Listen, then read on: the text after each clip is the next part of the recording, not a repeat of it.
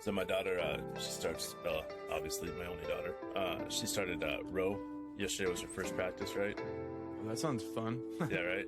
And so I pick her up like I do with everything, and I get her. First of all, it's downtown DC, which is a pain in the ass to get to.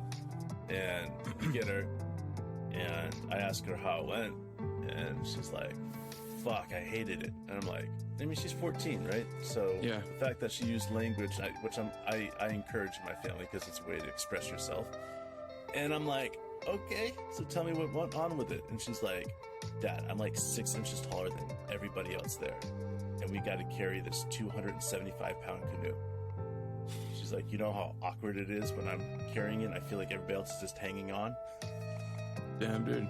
And I was just like, I'm thinking there, and I had like an hour and a half drive back in traffic, and talking to her, and just about the day and stuff like that. And I'm sitting there and I'm thinking about it in my head, and it's a lot like this team, this Thunder team, like her the way that she expressed herself with this team. It's like, you get a good player, and we've seen this happen all over the NBA.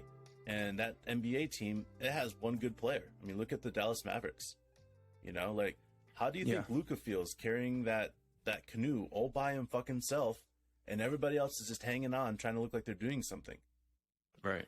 And that's what I keep going back to is that, like, we talked about trading Shea a lot, but are we really willing to roll the dice and get rid of a star player to put with Chet? Now we have a 1-2 punch guaranteed. And that's what I keep going back to. And I spent a lot of time thinking about it and writing it down last night about just the idea of keeping this team together as long as possible. Like, fuck the narrative, fuck everything else that's going on, and make sure this team has an opportunity to stay together for 3+ years. Yeah. That's what Sam Presti was telling us when he signed Dort, when he signed Kenny, is he wants his team to stay together for a handful of years and see what happens. So for me, like, again, it's sometimes when you're carrying the canoe by yourself, which Shea's going to have to do at some point this season, it's not going to be as fun. But the reality is eventually everybody else is going to get stronger and get more up to go, ready to go, and everybody's going to pitch in. And that carrying of the canoe is going to be the least of your worries. Yeah. But in a big way, that type of weight, or, to continue on with the analogy, like, you have to find a way to, like, utilize other people's strengths. And I think with Shea, starting last year and the year prior on the ball, and then shifting away from the ball midway last year, I think that gives him a chance to, like, do less of the, like, overall carrying on his own. We want to see him attack in offensive sets and half court and things like that. But absolutely, when you're responsible for getting the ball into the flow of the offense, and then you're also one of the, if not the league leader in getting to the basket, then you know what I'm talking about. Like, this stuff matters. Like, it does. You want to have that balance. People need to know their role, and they need to be able to perform their job, and that will take the weight off of SGA. But no matter how you look at it, this year, the hope was that Chet would be able to come in and take some of that weight off. But now that's not how it's going to be. So as we approach the first preseason, which is going to be the Nuggets on October 3rd, which is so fast, bro. Like, we have to just kind of, like, settle in and recognize that some of the clips we've seen from these open runs, these court, like, workouts we've seen, like, there's a certain level of offensive fluidity that we didn't necessarily see with these players before. Yeah. So, that's a small glimpse of something to lean on, but that's what we're looking for, is everybody to improve a little bit and some players to improve a lot. And that'll be the best way to help Shea out. Yeah, you're right, man. And again, it's just about sharing that weight. It's sharing the idea that, in a short amount of time, this team is going to be full and healthy, and understanding that everything else will make sense shortly. Before we get going on anything else, I know I'm going to forget, so I want to address it real fast here, but we got a positive review. I mean, this is it's funny to us because this is the first positive review we've received in 10 months. So there's that from the podcast. And if you go look at our reviews, I mean, they're pretty shoddy. There's some of them that are pretty shitty out there, and we're okay with that because when we came onto the scene almost 2 years ago, we were throwing elbows in every direction, like screaming at people and all that other stuff, and it really caused an issue inside the Oklahoma City Thunder community. And thus, you see when you look at our reviews that we're averaging a 2.5 star with 83 reviews. Not good. But the other day, we had somebody that stepped up and threw us a great shout out, and it really made me excited. This is not going to be found on not Podbean. It's not going to be found on Apple Pod because guess what? It's foreign, and that's awesome. I love it when we get guys that are listening to our pod from all over the world. We have some on from Australia. We have some from New Zealand that have put up stuff for us. And then finally, we have somebody from France. So I hope I say this right. Kamel Lenshin, we really appreciate you standing up and saying thank you for what we're doing. What he says is love the way you analyze the Thunder situation. Keep growing, man. Love from France. Thunder up. Like, again, this is just about what we're trying to create here. We're trying to create a place that, our opinions aren't what everybody's going to like, but we still want to talk about the hard things. We're not going to throw them out the window because it's like, oh, this is what the NBA is talking about right now, the entire NBA. So for us to put our blinders on and not talk about certain stuff is silly. So we appreciate Kamel for standing up and writing us a review. Yeah, for sure. And, as we've been going through this show, man, we've met a lot of people along the way. And I've noticed that you started reaching out to some of them and telling them that we want to have them on the show, which I'm excited about having Chencho and Thunder Homer. Both you guys are old school and looking forward to having that. A few other people we've noticed, have done a great job with, articles and things like that. And, we've been hitting you up. We're looking forward to having more people Thunder on the Hardwood show. Does a great Thunder job Hardwood. Breaking down players. Reese, I like what he wrote, and we're talking about a couple of other people, and we'll get into that as we go, but it's been a lot of fun to really push this Thunder envelope, and we've enjoyed all of the people who have come along and made their opinions heard. And as we've done it, we've looked back, bro, and we've done over 500 episodes pretty much exclusively about the Thunder. We've mixed in a few things in there like Jeets, but mostly we focus in on the Thunder news. But I do think this is a good time to mention that we have a new podcast. It's called Bullshit in Sports, and we focus in on the bullshit, but we also, there's a lot of passions we have. I noticed, Dave, you're wearing an OU football shirt. Big time, dude. I saw Brent Venerables talking about, the game they played against Nebraska where it was number 1 versus number 2, and we upset them. Yep. I think the Did year you go was to that game? 2001 or 2000. What? You went to that game, right? Dude, all right. So, I went to that game, and I was able to sneak in the fourth quarter because they had game day there, and we were watching on the big screen outside, and I knew a ticket taker. I gave him some cash. He let me in the third quarter, and then as the fans started descending on the field, we jumped in with the crowd, and, we tore down the goalpost. I got pepper sprayed by the cop. First and only time I've ever been pepper sprayed, but then Lucky for you.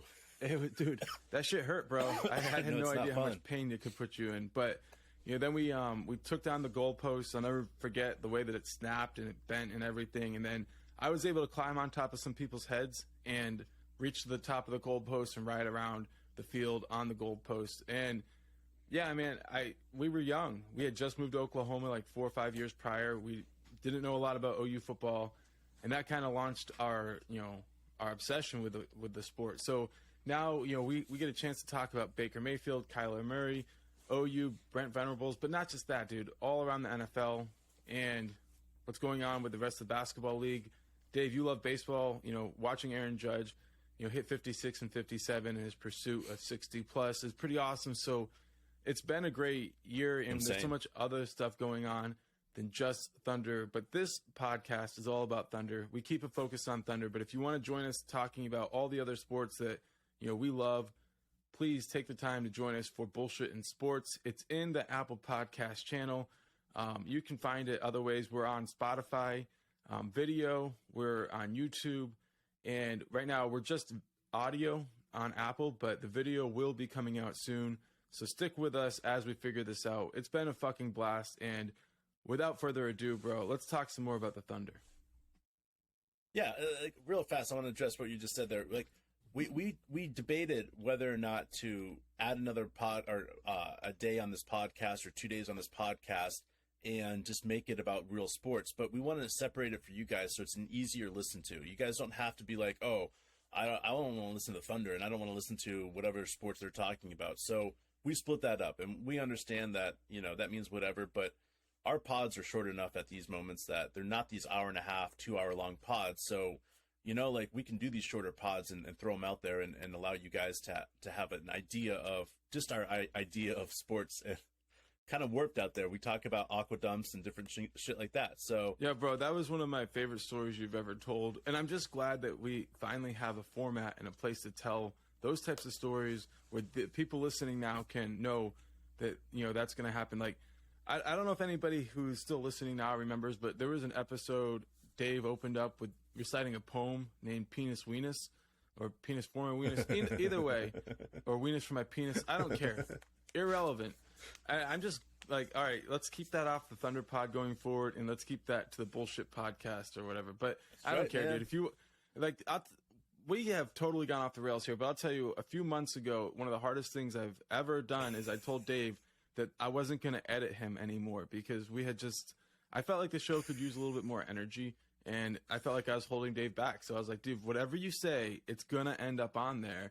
And, you know, he's tested that, but the show has come alive, and it's been a lot of fun. And I just, because of that energy, I'm like, hey, let's channel it into something special. A lot of people think that we're trying and that we're stupid, and that's fine. Anybody who's been listening to this show for 500 episodes knows that we're just being ourselves, talking about the rest of the sports world. And if you know anything about us, it's like we've been sports fans long before the Thunder showed up, and we're excited about talking about everything else going on. Yeah, man. We were football and baseball fans before we were basketball fans, and that's the truth. You know, like, I remember watching the New York Giants play in the early 90s and late 80s. I remember the Yankees playing when my brother Mark and I and our brother Rob, and I believe our brother John was there with us. We have two other brothers besides Mark and I, but we all went to a Yankees game against the Mets at the old Yankee Stadium in 1989, 1990, and 1992, I think. So we saw Don Mattingly. We watched that whole team. And then I believe we were able to sneak back there just before we left to Oklahoma.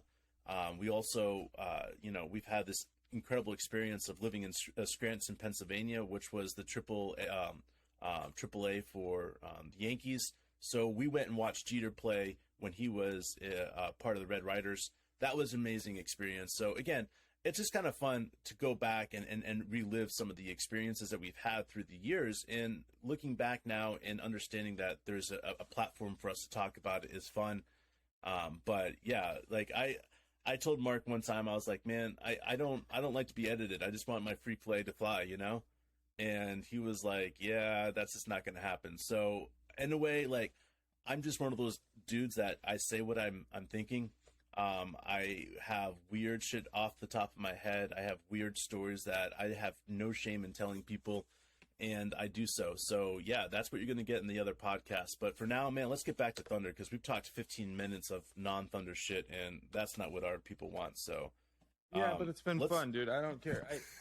I got in my drawer here. I'm going to show it on the next podcast, but I've got autographed Derek Jeter. Let me see it.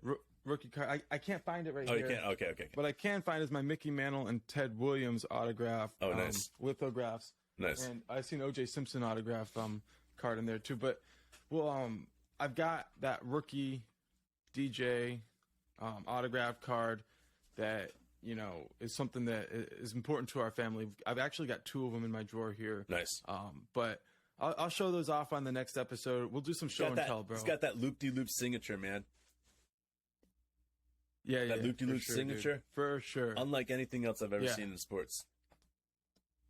Yeah, dude. So, it's definitely a cool thing. So, yeah, we like sports. We go way back. It's not like this is the fact that we love the Thunder is something that's special to us. It's something that we obsess about, and it's a community thing for us. We have a group of friends, and we all feel the same way. And but the love of sports goes so much wider than that. And it's just, I don't know, like if I could only watch one team play for the rest of my life, there's no question it would be the Thunder. Hands I don't down. even care that it's times like that we're going through right now and we're rebuilding. And that's one of the things that I love about it. It's like you look at the balance, right, of this team, and you pick your player, right? Look back at the previous great teams. Pick your player. There are so many people within our own friend group who their favorite player was somebody different than mine. Like mine was always Russ. Yeah. So I feel like Yeah. I was probably one out of, just a few guys in our group. It was KD, it was Harden. And then as the team recycled and restarted, it was Paul George, like got a ton of loves. And, Steven Adams was one of the team favorites. That's the thing about the Thunder. It's not like you only have one player to pick from. Even now, pick your favorite player, bro. It's hard. They feel like they're our nieces. I mean, our nephews. I shouldn't say nieces, but like same thing, bro. Like they feel like family. Yeah. Right. They feel like we have this like kinship to them. And yeah, I mean, you've got the SGA jersey, right? And I got the if I were KD looking jersey. at it, if I had to buy a jersey 2 years ago, Yeah. it would be the SGA jersey, Sure. right? But this year, it probably would be Chet. Yeah. Last year, it would probably be Giddey. Like I can't pick a single player that I'm like, oh, this is how I feel like the team is, it's going to be built. Yeah. SGA, like we love what he does, but one of the things that makes the Thunder so special from a management perspective is they understand the value of having players grow together. Yeah. So, if it's SGA had spent 5, 6, 7 years running point guard by himself, and then you try to shift him off, like that probably isn't going to work. But you push him to, the 2 and ask him to attack downhill after a couple years of playing point guard, and then now being, having somebody that he can grow alongside of. That makes the difference. That's what Absolutely. we saw happen. Sometimes with KD, it looked ugly and Russ, but other times it was completely beautiful. More awkward. But that's part of it, right? Yeah. You take players who have different skill sets and you say, like, you're going to be stronger together. Like, I always look at Russ and KD as like thunder and lightning. And you needed people who had different strengths to be attacking at different times. And once again, here we are. And we talked about the stars, but one thing we love to go is like Jay Will, JRE, Kenny Hustle, Dort. Like the non-stars are what make up the DNA, not just of this team, not just of the city, which it does, but also the entire community in the state. And anybody who, like you are right now, wears Oklahoma across their chest, like they know what it means. It represents hard work, blue collar, effort, never giving up. And you know what? Some people may laugh at us because we're rebuilding, but we know that in the rebuild are the keys to the future. So laugh. We don't care because we are planning something special later. It's okay to get mocked occasionally. Yeah, and this team is worth it. I mean, like we've seen teams like the Detroit Pistons, Cleveland Cavaliers, I mean, the list goes on. The Nets. I mean, these teams were jokes for so fucking long. I mean, Timberwolves still are kind of a fucking joke. But these teams are still, like, they're known as jokes of the NBA because they can't fucking figure shit out, right? And then you look at, presidents and guys that have run organizations that know what they're doing, right? And one of those guys that I would consider as one of the better ones in the NBA is Danny Ainge. Am I right? I mean, I feel like he's one of the greatest GMs of this generation and presidents of this generation. So let me tell you something real quick before you go on about Danny Ainge. Like, I heard him talking about Red Auerbach and how he was unable to trade Larry Bird at the end of his career. And he just said, like, sometimes there are players that you don't trade, right? And they told Danny that. And I'm like, bro. Because what happened was Danny said he would have done it. He would have traded him. So that just teaches you the philosophy of detachment, right? You have to be willing to take value when they're past their prime. I don't necessarily agree with that philosophy, but that's the type of ruthlessness that I think defines Danny Ainge. Go ahead. But look at what he did. He did this with Boston. He tore down Boston, rebuilt them really fast, traded the number 1 pick, got the number 3 pick in the response, blah, blah, blah, blah, right? He was able to add massive pieces to this team through the draft and building it properly. You know, he gives the organization over to Brad Stevens for good reason, you know, because he had the job beforehand to the Utah. It doesn't matter how like it all turned out, but there he is in Utah. He makes these couple other moves here and there, but his big moves that he makes, what's the first thing he really focuses on? Draft picks. Yeah. Right? Everything else doesn't really fucking matter. It's draft picks. And I see that, and then I look at what Sam Presti has done, you know, and yes, Danny Ainge did it quicker, right? Grabbing those 14 picks in, you know, a couple months or whatever, but I don't really fucking care. Like, I look at what Sam Presti did. He had a much more difficult way of doing it rather than Danny Ainge, who just traded 2 players and boom, boom, boom. There he goes. Right. And also, like, while people talk about that and they're like, oh, look how fast Danny did it. Like, the Thunder have used a pick in Giddey, a pick in Chet, and then they used the Jang pick, right? Or I'm sorry, they used the J Dub pick, and they traded 3 picks for Jang. So while we're like tied, I think Presti just spent 7 or 8 picks in the last 3 drafts. So, right. And on top of that, well, he spent 8 picks in the last 2 drafts, right? Right. And he's traded away 3 extra picks. So, right, 11 picks in the last 2 drafts. Right, and like part of it, like to me, so I look at it, sounds so like, fucking weird. 11 picks right. in 2 drafts, bro.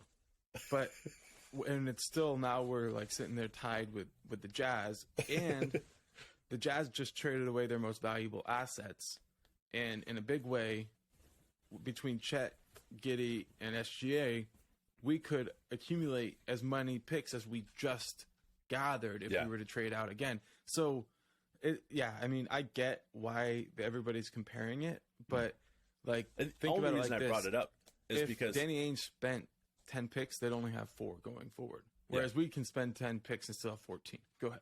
And what I was saying there is, for me, I look at what Danny Ainge did as a clear indication of how the NBA has changed. You know, like his first thing, boom, blow the thing up, put it back together. Now, he's probably going to end up walking away with something close to 20 picks for everything he has left, right? If he blows it up like that. Or he keeps his team together, recognizing that he has unprotected draft picks from these other teams.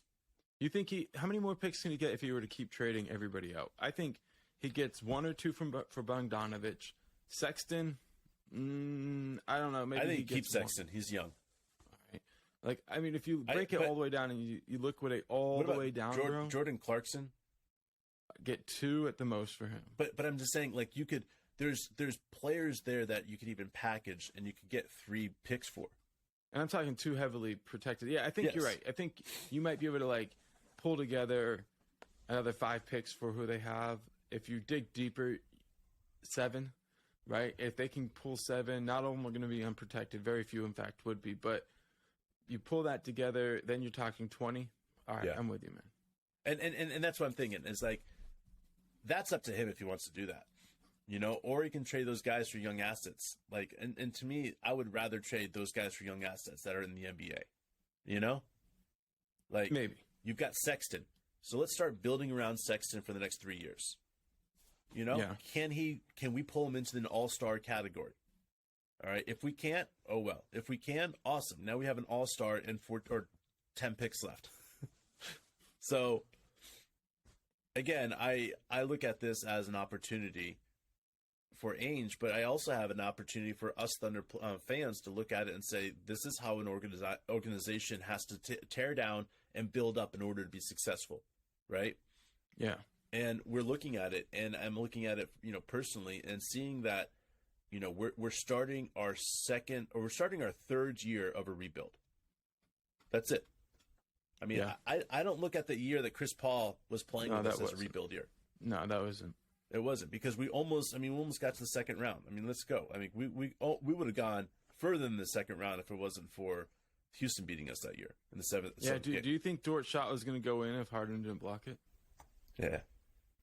It takes a Harden defensive play to hold us back from going to the second round. But I'll take that. That was a special series. Yeah, and to me, like, so we've only been on 3 seasons, starting in 3 seasons of this rebuild, right? Mm-hmm. And so you can look at what Utah did is like, oh, that's way more impressive, right? Mm-hmm. But in year 3 of their rebuild, are they going to be anywhere close to us? Right. There's They're so not, many ways you can look at it. And they don't have like, they don't have Shea. yeah. They don't have Chet. They don't have Giddey. You know, they don't have these pieces that, you know, it's a luck of a fucking draw in the NBA draft. That's it. And the only way to get those pieces, Dort and all those other guys, is by drafting them and undrafted. So you're going to have a phenomenal draft class. And yes, he could get 3 top 5 picks in one draft because everything lines up perfectly for him. Mm-hmm. But the reality is that still, this team is built way better because now we have 14 draft picks in the team that we have right now. Like, come on. Like, what else do you want to know? Like, you've got Danny Ainge, who's known as one of the greatest GMs of our generation. And you have Sam Presti, who's teaching Danny Ainge a very important lesson about how to rebuild. I love it, dude. Teaching him a lesson. That's good shit, bro. But it's a copycat league, and we've noticed, like, the price for talent, young stars, is kind of created. Like, it's almost not surprising when you see numbers like 3 and 4 first-round picks for a young star. You're right. That used to be unheard of. So, like, there's been different, like, I always thought ebbs and flows to the league's valuation of these players, but this is a new spot. I thought the way the NBA was transitioning was away from trading first-round picks, sort of like the NFL, right? Yeah. But it's had the adverse effect, and I think it's in direct correlation to NBA rule changes that are going to go on coming up.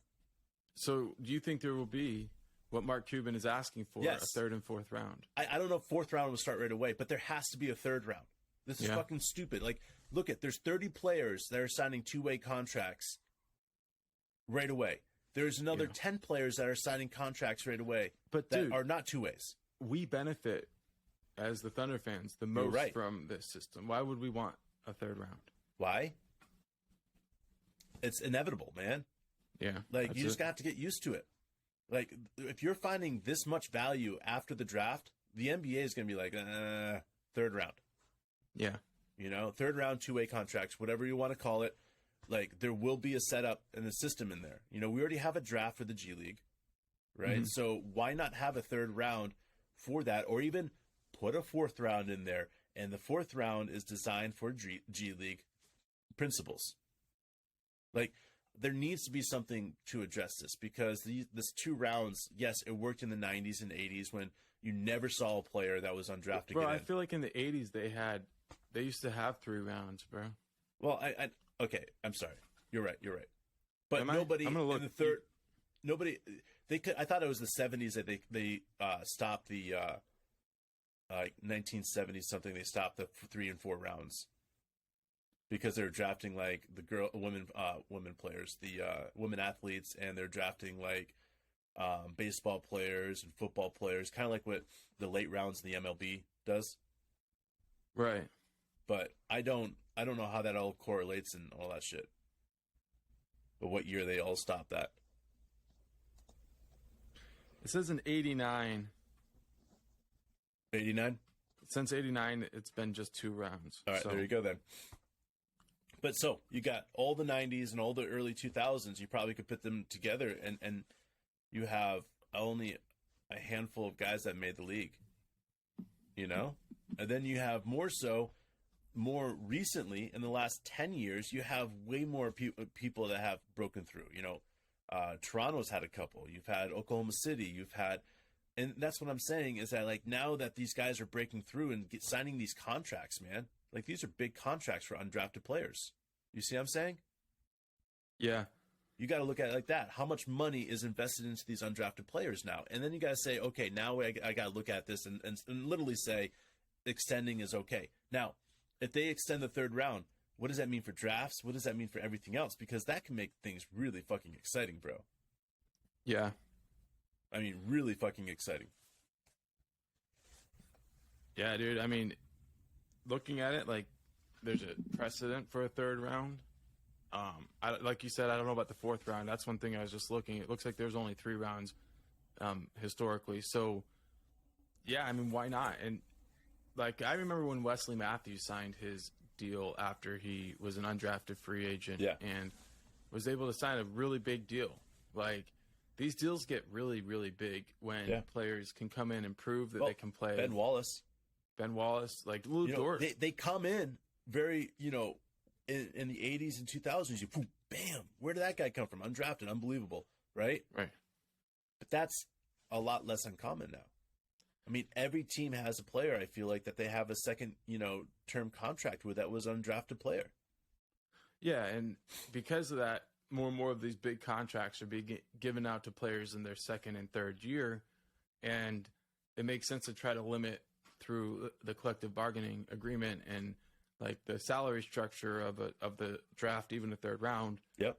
2-way deals, make those like guaranteed. Add an extra 2-way player for each team. Yep. That you can draft directly. It would be one of the most valuable things you could do for a team, because then nobody would want to trade their draft picks. Because if you have, that'd be crazy. If you have multiple picks in the third round, you can have multiple 2-way players on your team.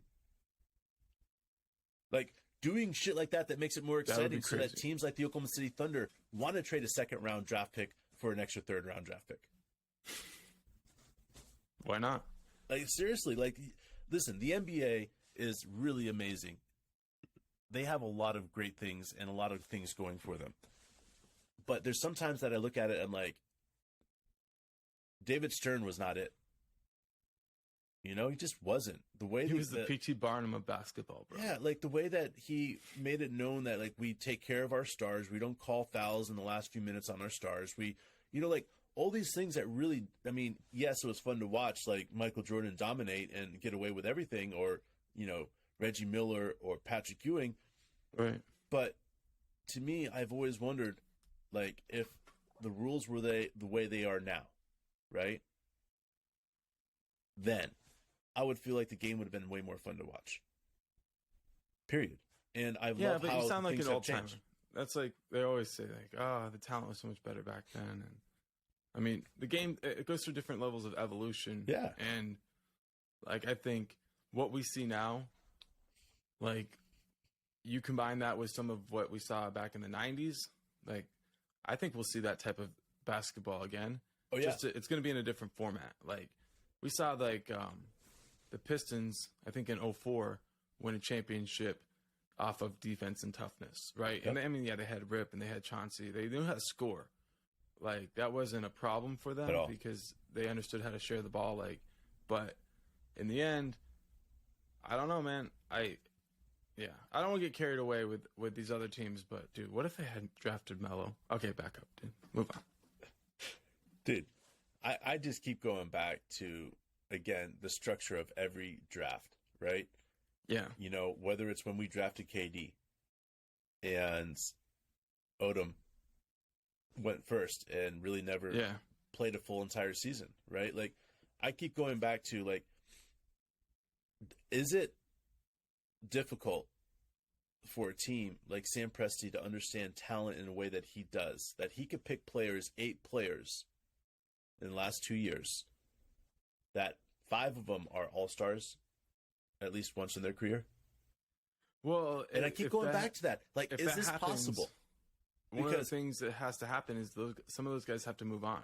Like, you can't have 5 all-stars on the same team. It doesn't say, I'm not saying 5 all-stars at once. I'm saying 5 all-stars at one time in their career. Okay. Like, kind of like when we look back now and we see all these players that have played with us through the years. Yeah. Right? And we see all-star, all-star, all-star. Oh, NBA at 75, NBA at 75, NBA at 75, NBA at 75, all-star, all-star. I mean, we could do this with all these players that have played through us through the years. And it's fun doing.